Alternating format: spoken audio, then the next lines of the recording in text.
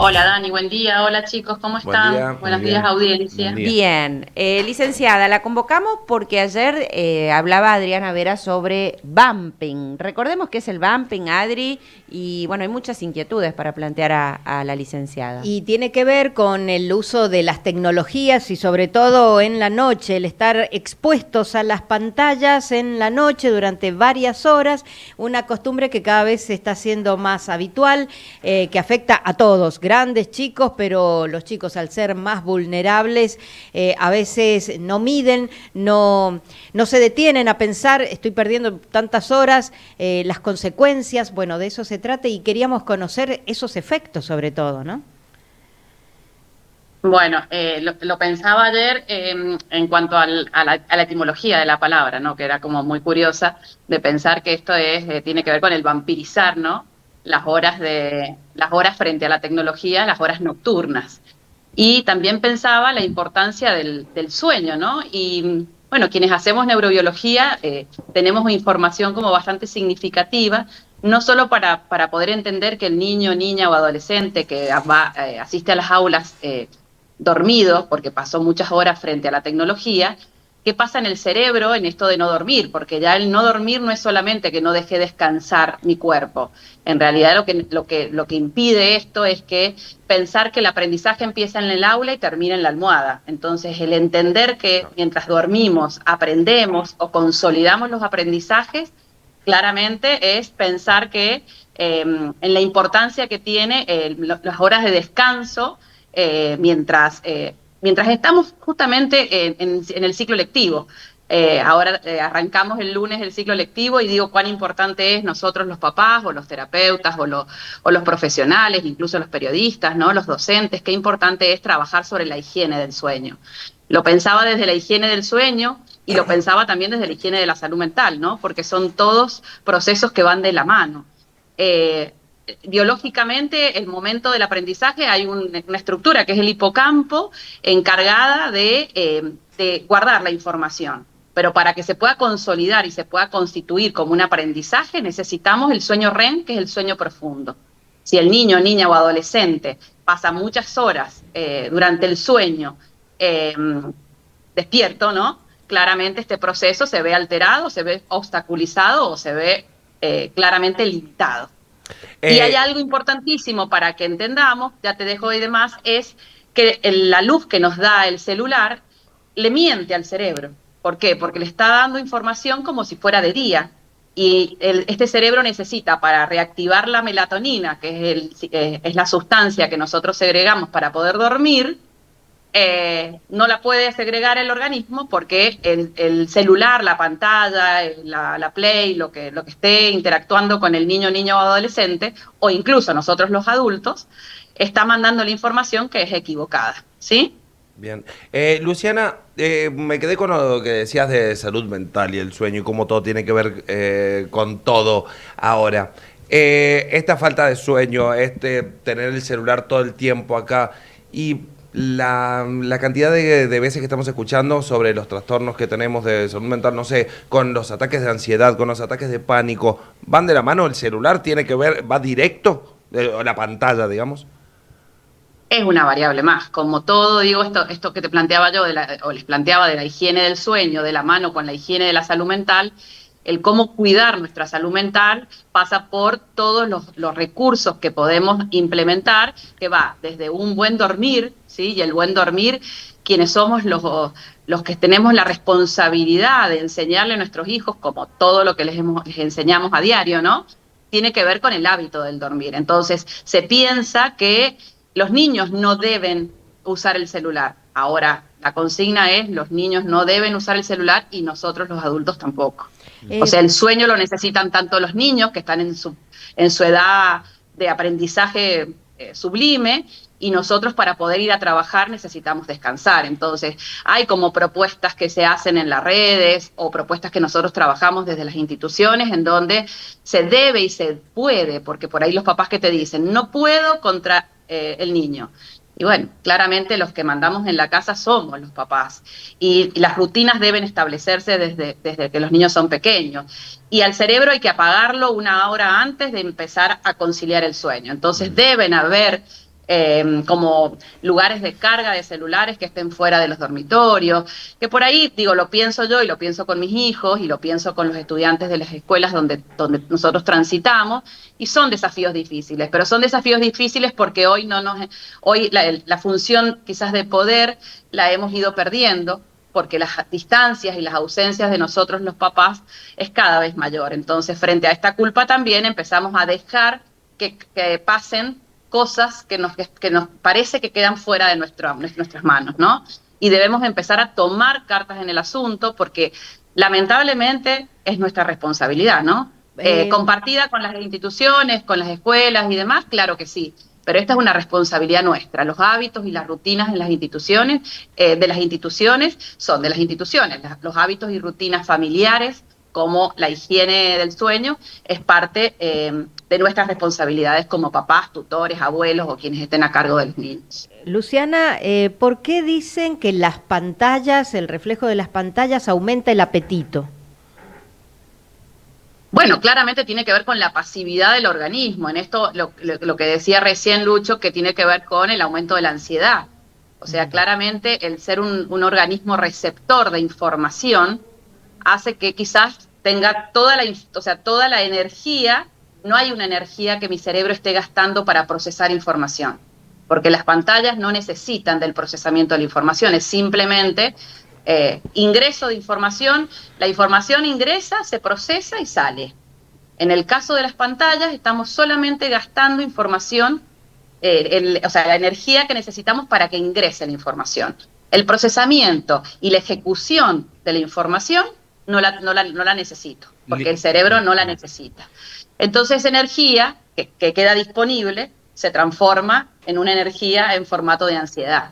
Entonces, no aumenta el hambre, no aumenta el apetito. En realidad, lo que aumenta es la ansiedad. Y la ansiedad, claro, sabemos que la canalizamos a algunos a través del movimiento, a otros a través de la comida. Y hoy por hoy la comida, que está a la mano, es disponible, está al alcance de mis manos, es lo que genera esto de el aumento quizás de la necesidad de hacer otra cosa, porque el cerebro tiene energía para poder seguir trabajando. Porque, como les dije recién, y esto es muy importante que lo dejemos claro, la luz azul que emiten las pantallas, lo que le hacen al cerebro es mentirle. Entonces, durante el día se come, durante la noche no se come. Pero si estoy frente a las pantallas, mi cerebro lo que entiende es que estoy en el día, en el mediodía, porque lo que está entendiendo es esa información. Licenciada. La melatonina no se empieza a segregar, por lo tanto, claro, no hay un momento de tranquilidad para que se empiece a generar la digestión, el aprendizaje y todas las conexiones dendríticas que se generan mientras dormimos. Licenciada, ¿es lo mismo cuando hablamos de pantallas, incluye también un televisor en la pieza o es más nocivo el celular? No, la nocividad es la misma porque la luz es la misma. La luz azul que emiten todas las pantallas es la misma, o sea, la nocividad la da el contenido quizás, o sea, el aumento de la nocividad lo da el contenido de lo que estoy viendo, pero en cuanto a la luz azul que emiten las pantallas, al cerebro es lo mismo el celular que el televisor. Hay algunos tips como para que podamos pensarlo, además de poder generar el hábito en el hogar, en donde los adultos también seamos capaces de poder dejar a determinada hora nuestro teléfono, nuestra tablet o nuestra computadora, es también pensar, ¿sí?, en usar algunos otros recursos que al cerebro le hacen muy bien. La lectura, aunque yo tenga la luz de la lámpara prendida para leer, esa luz es distinta. Esa luz al cerebro no le da la información confundida y errática que le da la pantalla, ¿sí? Sí. Entonces la lectura antes de dormir, incluso el poder meditar o todos los recursos que podemos hacer para bajar el nivel de alerta, aumentar la melatonina y de alguna manera invitarlo al cerebro a que baje el nivel de alerta para que comience a segregar sustancias para generar sinapsis y conexiones dendríticas, es lo que necesitamos como hábito y como higiene del sueño. Y esto sería preventivo de la salud mental. Y obviamente los docentes que estamos en las aulas tendríamos un estudiante conectado, ¿sí? Y activo para poder aprender y comenzar el aprendizaje en el aula, que es lo que intentamos hacer. Cuando ya, perdón, Dani, cuando ya decimos, bueno, un poco tarde, porque ya tuvimos la pantalla acá adelante, ya hicimos todo mal, los síntomas de la ansiedad son palpables, por más que sea información del cerebro, el hormigueo existe, el hambre existe, corporalmente digo, ¿cuál es el paso a seguir cuando sucede esto? No, claramente como todo síntoma. Apagar la pantalla. Bueno, sí, pero a ver, estos síntomas como todo va a haber que irlo trabajando. Siempre depende de la edad. No es lo mismo, no es lo mismo generar un hábito o cambiar un hábito en un pequeño de nivel inicial o de primaria que cambiar un hábito en un niño, en un joven de adolescente o en edad en la universidad, ¿sí? Entonces, de alguna manera tiene que ver con con la organización de los hábitos familiares. En esto el hormiguero va a aparecer, pero en la medida en que, como todo, yo vaya reemplazándolo o ayudándolo a mi hijo, hija, mi sobrino, a que pueda empezar a buscar alternativas para reemplazar en determinadas horas a la pantalla, no las podemos hacer desaparecer. Hoy van a ser parte de nuestra vida y de nuestros hijos van a ser el recurso que van a tener para poder incluso ser exitosos el día de mañana. Claro. Entonces no hay que hacerlas desaparecer, pero sí charlar con ellos y poder hacerles entender la importancia de que a partir de una determinada hora, en base a la rutina de la casa o de la rutina de cada uno de los chicos, poder entender que yo necesito que ese cerebro baje. Negociar para que él pueda medir cuando dejo el celular mi rendimiento al día siguiente, cómo me siento. Desaparece el hormigueo, y sí, porque descansé. Claro. Mejoro la atención en la escuela, me va mejor en las notas en la escuela. Por ahí digo, la comunicación, las charlas, el explicarle, el poder tomar un tiempito para poder compartir información acerca de esto del vamping, que quizás ni saben que se llama así, o no entienden por qué se llama así, que tienen que ver los vampiros con el celular. Entonces me parece que la comunicación es clave y todos estos síntomas que vos decís, Lucho, que aparecen, como todos los síntomas que aparecen frente a una adicción o frente a una problemática, hay que acompañarlos si se puede solo y si no hay que pedir ayuda, claramente, para los terapeutas o algún formato terapéutico que pueda acompañar nuestro proceso de poder soltar las pantallas. Las clases un poco empiezan a ordenar los horarios de los chicos, es decir, las vacaciones un poco se descontrola y después las clases empiezan a ordenar, preguntarte eso, Luciana, y después es más probable que los chicos se duerman en la escuela, que ocurre, no son todos, pero por ahí uno detecta en el aula 1 o 2 estudiantes que se duermen, pero que vos los ves que no pueden estar despiertos porque claramente no durmieron toda la noche. Y eso ocurre más en el turno de la mañana que de la tarde. Y claro, o sea, tiene que ver con esto justamente, digo, un niño que pasó, no sé si toda la noche, porque bueno, por ahí, pero que pasó de las 6, 7 u 8 horas que habitualmente debe dormir un niño, niña o adolescente, pasó 4 horas, ¿sí? Cuando empezó el sueño profundo, que es el sueño REM, que es el sueño que necesito para poder restablecer conexiones y realmente reactivar energía y reactivar alerta, suena el despertador y el niño de la mañana cortó su sueño REM o nunca llegó al sueño REM. Por lo tanto, el niño llega dormido y es esperable que llegue dormido. En la tarde, quizás ese niño que en la noche pasó altas horas frente a la pantalla, después tuvo la posibilidad de dormir en la mañana. Entonces, en la tarde quizás el formato es distinto. Si bien también en la siesta nos encontramos, quienes damos clases en la siesta lo sabemos, también el estudiante de la siesta tiene una alerta bajo. Porque si almuerzan, la energía del sistema nervioso se consume para generar la digestión. Por eso siempre se piensa de que cuando uno almuerza y sigue la actividad, o va a la escuela, o va a estudiar, o va a trabajar, debe comer liviano para que el cerebro necesite menos cantidad de energía para poder hacer la digestión. Y la otra energía la podamos regular para poder hacer nuestras tareas, ¿no?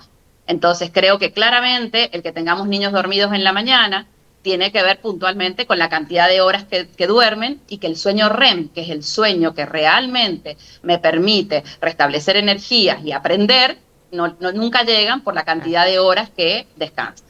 Bueno, te agradecemos muchísimo, Luciana, por este contacto, a Adri por haber traído este tema, porque de verdad es que es muy preocupante, es muy preocupante. Vamos a hablar también sobre los trastornos del sueño, porque en realidad nos afecta muchísimo la salud. Muchísimas gracias, Luciana. Bueno, Dani, muchas gracias chicos, que tengan una bonita mañana. Gracias. Igual. Sí, se nos viene una de las semanas más duras la semana que viene, con chicos que tienen el sueño totalmente cambiado, que están acostumbrados a dormirse 1, 2 de la mañana. Y a levantarse muy tarde. Claro, porque no tienen otras obligaciones. Claro. Bueno, a partir de la semana que viene eso cambia. ¿Y cómo haces para modificar un hábito que has tenido durante 2 meses? Todo enero, todo febrero, durmiendo hasta tarde. Todo diciembre también, o sea, ya es mucho tiempo Vos sabés acostumbrado que el cuerpo a eso. Hay una palabra que utilizó la licenciada Buteler que es buena, que no hay que darle otras connotaciones, hay que darle la connotación que tiene. La negociación. La palabra negociar con los hijos, hay que negociar todo el tiempo. Mirá, hace esto, es lo que tenés que hacer, Claro. vas a tener estos resultados mejores, además, la premiación que puedo darte, yo te voy a hacer una rica comida, no sé, negociar de alguna forma para que los chicos vayan cambiando. Porque no podés decirle no existe más Prohibir esto, no, la porque- palabra prohibir No, no. aparte porque lo sacás del sistema. No, además, claro, no le podés prohibir, pero sí negociar determinada Claro. cantidad de horas, esto si lo haces bien, bueno, yo voy a estar feliz, no sé, negociar.